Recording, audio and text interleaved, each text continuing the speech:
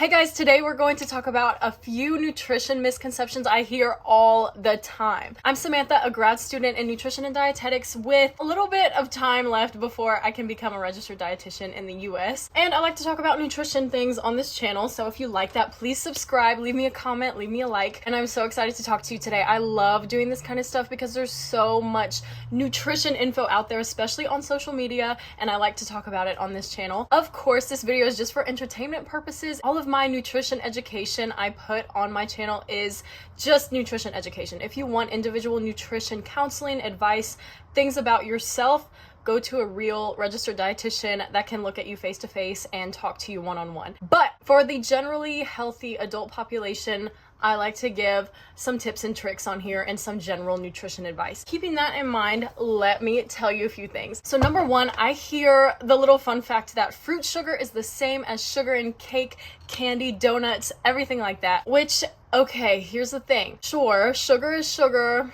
Sucrose is sucrose, glucose is glucose. Although that statement alone, the sugar in fruit is the same as the sugar in donuts or whatever, is kind of too broad and kind of insinuates that eating fruit is the same as eating a cookie or eating fruit is the same as eating dessert. It is not, because fruit also contains water, fiber, micronutrients, phytochemicals, and then cake and cookies are more so just refined carbohydrates, added sugar, saturated fat. It's just totally different proportions of nutrients and classes of nutrients in the two items, and so when we narrow in and focus only on the sugar part, it kind of says the wrong thing, I think. So don't think eating candy is a replacement for eating fruit. Not that I'm saying anyone maybe thought that, although it can be a little like, okay, so what is the point in saying that? Of course, I think there's a place for all kinds of food in the diet if you like it. You don't need to deprive yourself of something you love to eat forever and ever, but that just says you should eat fruit more often than cookies and cake and things like that. The second thing I hear all the time, or the thing that I hear people question all the time, should I be drinking diet soda or should I be drinking regular soda? Which one's healthier? First of all,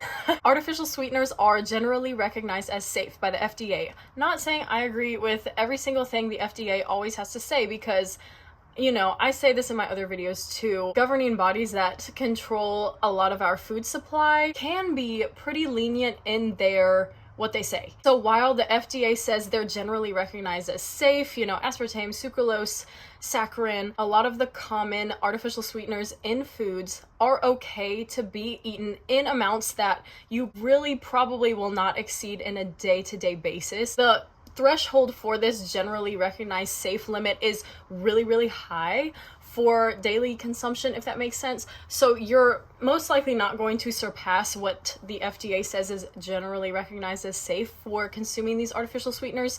That's number one. So that's cool. But that does not mean to say that research is constantly being conducted to see, is it safe for everybody, or does it may hold some risk in some way? You know what I'm saying? I know there's some info out there about aspartame and its potential link or relationship with some health issues, and it's really hard to study that kind of thing because that's like one itty-bitty piece of somebody's entire lifestyle is their artificial sweetener consumption. People are so complex in their sleep, physical activity, stress, day-to-day habits, genetics, diet, overall diet, what they drink, if they smoke, if they've ever smoked, if they drink alcohol, if they've ever drank alcohol, all of the gene interactions with all of these things as well, that it's really hard to study just consumption of artificial sweetener. So at the end of the day, right now, it's okay to eat artificial sweeteners in normal quantities on a day-to-day basis without really much risk to your health. Of course, that's bound to change because nutrition changes all the time. And the other thing is some of these sweeteners have not been in widespread food production for a very long time, and so we haven't really been able to track over the lifespan what normal everyday consumption of artificial sweetener really does to a person. My philosophy is it really doesn't matter either way. If you love Diet Coke, I know some people love the taste of Diet Coke versus regular Coke, then drink it, whatever. If you like regular Coke, drink it, whatever. Of course, we're always recommending to also reduce your added sugar intake at the same time, but that doesn't necessarily mean that replacing it with something with artificial sweeteners is automatically so much healthier for you. Aspartame, I think it has a gross aftertaste, but some people love their artificial sweeteners. Like for yogurt, for example, I've enjoyed some yogurt with sucralose in place of sugar, added sugar. So I will eat like a no sugar Greek yogurt every once in a while. I also think in terms of somebody with an otherwise super healthy diet just loves to drink Pepsi or some other type of soda. It's kind of their treat. Well, whatever. If your diet is super healthy and that's just your thing, you just want that soda every once in a while. So replacing that regular soda with a diet soda probably isn't going to do much as far as your overall health goes. And then on the other hand, if somebody eats a diet that's really high in highly processed foods,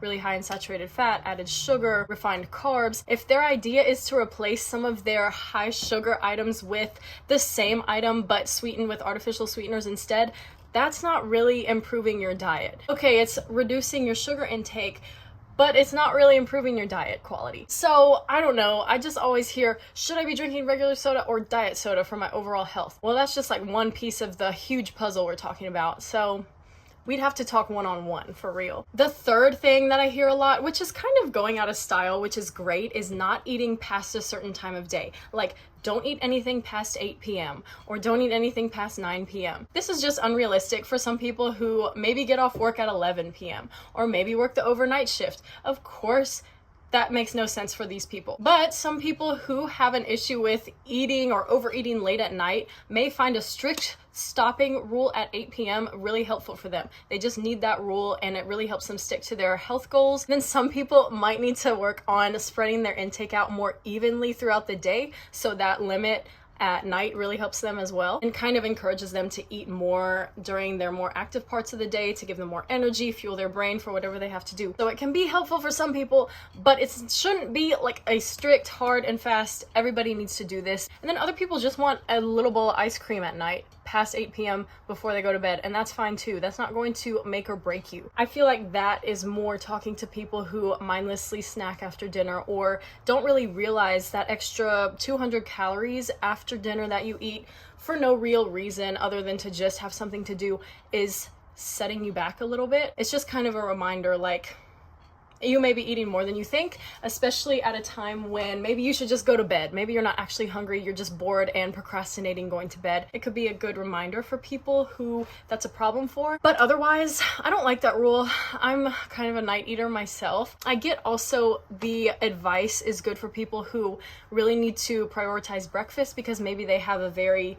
physically demanding job or very mentally demanding job where they need to eat breakfast to make them last until lunch. So if you're not hungry in the morning because you ate a lot past, you know, a certain time the night before, then I get that that can mess you up the next day. That's another thing. The whole idea about what I'm telling you about the not eating past 8 p.m. advice is it depends on the person. So yeah, I don't know. It's just a blanket statement that doesn't work for everybody. All right. Oh, that kind of leads me to number 4. Breakfast is not the most important meal of the day. That is a probably hot take for a lot of people. It again depends on the person. It depends on when you go to work, when you do your schoolwork, when your classes are, what time you wake up, what you consider breakfast to really be. I think some people would benefit from getting something in before they start work that can help their brain process things faster, reduce brain fog, get themselves going. They might not even know that they need to eat to feel better and perform their work better and just be in a better mood. They might not even realize that breakfast is the thing that needs to give them that push of energy in the morning after a long night's sleep. Other people seem to do very well with pushing their eating window to noon or even later. Again, it really depends on the person and it depends on what you define breakfast as. You know, breakfast does not have to mean eggs, toast, and fruit with orange juice and coffee. It doesn't have to be all extravagant and big. It could just be something simple and smaller if you need just a little something to start your day with, like a small bowl of yogurt and granola, or an easier to digest blended up smoothie, or something that's easier on the stomach. Maybe you really can't stomach breakfast too well and you need to start with something small and go from there. Again, it depends. That's it. Okay. Lastly, ooh, this one is a hot take as well. My final fifth tip is the milk thing. The current recommendation for all Americans, this is the dietary guidelines for Americans. Oh my gosh, look at this. Wow, I'm just shedding like crazy. But the current recommendation is after you are 2 years old, drink only 1% or skim milk. So from 2 years old and on, that is the recommendation for the type of milk you should drink. You should completely avoid whole milk. And so here's the thing though. The idea behind that from a nutrition standpoint is that whole milk is higher in saturated fat, and saturated fat is a driver of cardiovascular disease and other chronic diseases. And you should generally keep your saturated fat intake low because it's in a lot of highly processed foods and also in red meat and whole fat dairy. But my thing is, let's be real, most people probably did not become overweight or obese or initiate the development of their chronic disease because they drank too much whole milk. I'm just saying, it's probably because too much chips, too much candy, cake, cookies. It could be way too much fatty meat and cheese and things like that, but it's everything combined. Also an inactive lifestyle, smoking, alcohol intake, sedentary lifestyle. I think I already said that. But drinking too much whole milk is probably not the driving factor